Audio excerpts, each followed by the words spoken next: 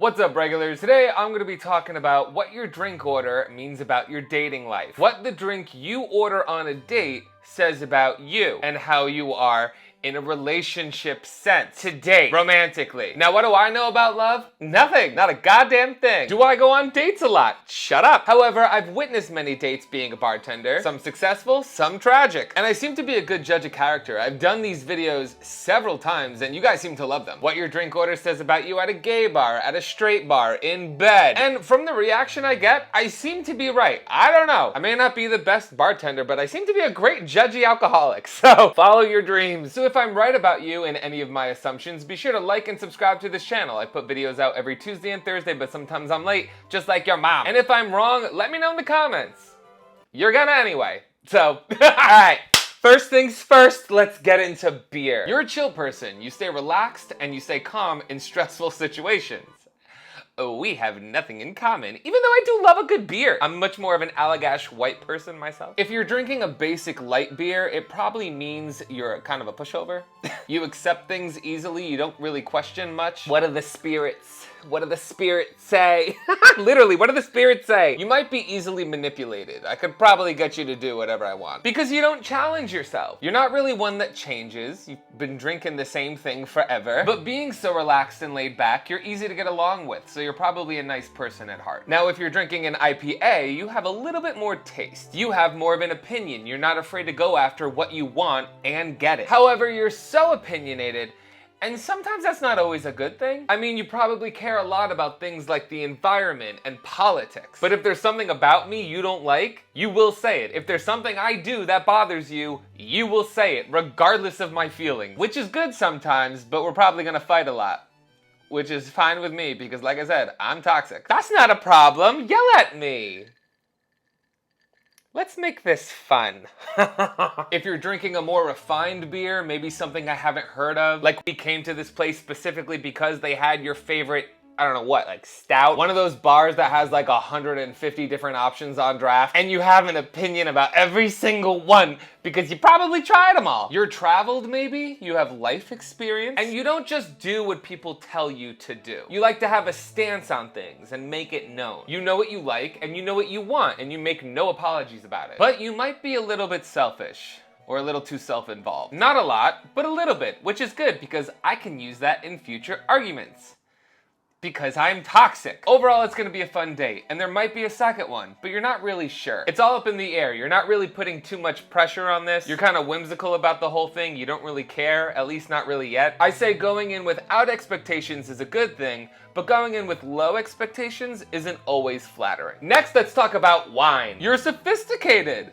Or at least that's what you want me to think. Which shows that you care. You're trying to impress, which is flattering. You might be a little needy though, because you want me to notice these things. That's why you're doing it. Which means you like to be complimented. You like attention, in a positive way. You're not trying to get too drunk too quick, which means you've thought about this. You have a plan, whether I know what it is or not. You also have self-control, which is a great sign in the beginning. It'll also be easy to have a few glasses and still have a great conversation, which means you actually want to have a conversation with me and get to know me. You're interested. If you're drinking white wine, you might be more outgoing. You like to talk and you have interesting things to say, even if it is just gossip. If you're drinking red wine, you might be a little bit more introverted. At least that's what you're showing. Not because you're shy, but because your main objective right now is to listen. You're studying me just as much as I'm studying you. You're a thinker. And you're a little more laid back and confident. You're not worried about little things like getting stains on your teeth.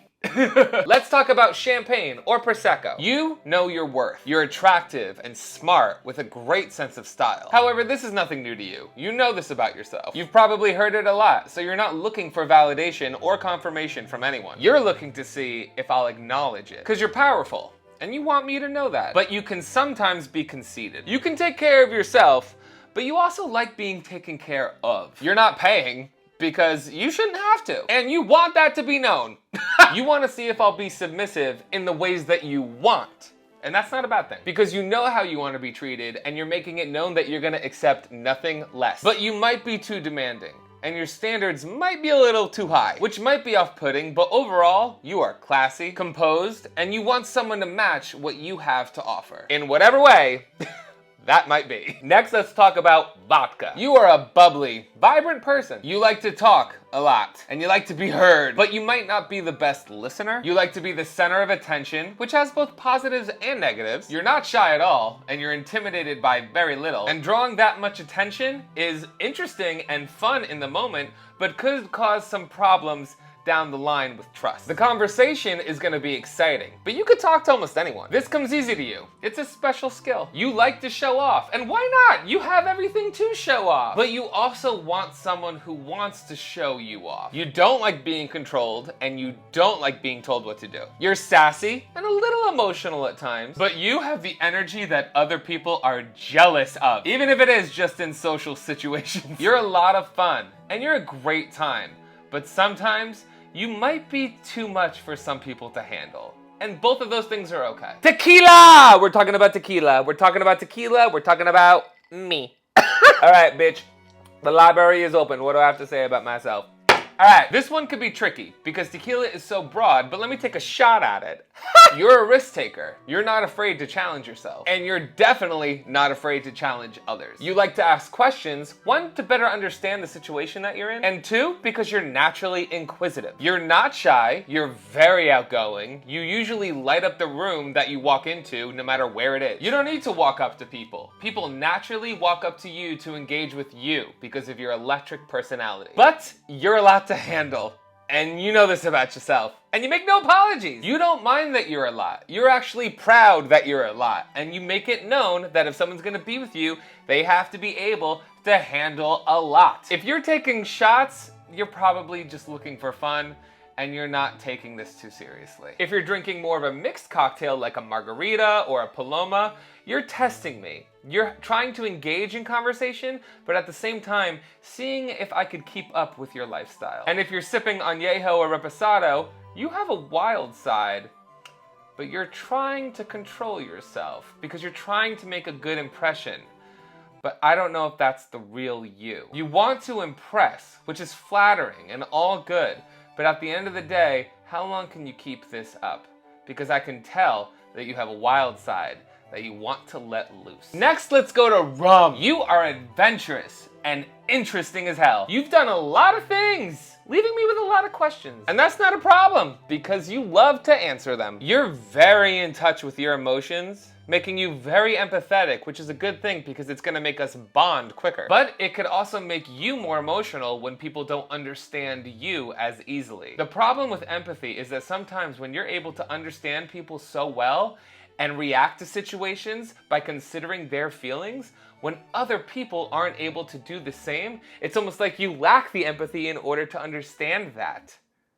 It's weird. You like to be vulnerable, and you're an open book to those that ask, because some people may be intimidated by you, making them too afraid to ask, but that also makes you mysterious. But really, you have nothing to hide. Your intentions are for the most part good, and you like to have fun. And you want everyone else to have fun. You're a great host, and you're good at controlling most situations. The biggest mistake someone can make with you is probably being boring. That's gonna make you run for the hills and try to find somebody that can keep up with the party that is your life. All right, you ready to talk about gin? I'm gonna lower my voice because you guys are much more quiet and reserved. But just because you're not talking much doesn't mean that your mind isn't racing. You're studying everything about the current situation. You're taking into consideration how I'm dressed. What am I eating? How am I talking? Where did we go? You could be more shy, but it could also be that you're more quiet because you don't really feel the need to impress people. You really don't care if you're the center of attention. You're not looking for any validation from anyone. And this is refreshing because it allows me to see the real you. You're probably not faking anything,